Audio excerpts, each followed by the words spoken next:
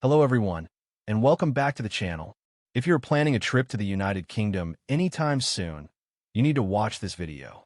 There's a major update for travelers, especially those from the US. US travelers now need a UK ETA, which stands for Electronic Travel Authorization, to enter the UK. Think of it like the US ESTA, but in reverse. Fortunately, getting it is incredibly simple. Today, I'm going to do a complete step-by-step walkthrough of the full UK ETA application on www.ukvisaportal.com from start to submission, so you can see exactly how it works. Let's dive in. All right, so we are on the website right now, www.ukvisaportal.com. I've placed the direct link in the very first line of the video description below, so you can easily follow along. As you can see, the platform is extremely clean, modern, and user-friendly. To get started, we just click on the Apply Now button. The website guides you smoothly from one section to the next.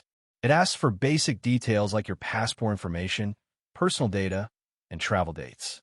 Talk about an easy process. The layout is completely straightforward, and it takes less than 10 minutes from start to finish. Once you double-check all your information, you just hit Submit, and you're good to go. And check this out. Shortly after submitting, my approval result came right through.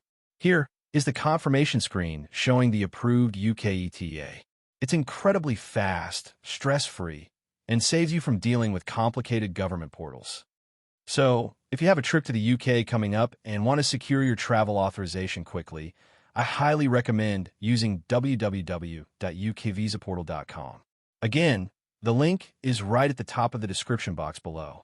If you found this walkthrough helpful, please give this video a thumbs up, subscribe to the channel for more travel tips, and share it with anyone heading to the UK. Safe travels, and I'll see you in the next video.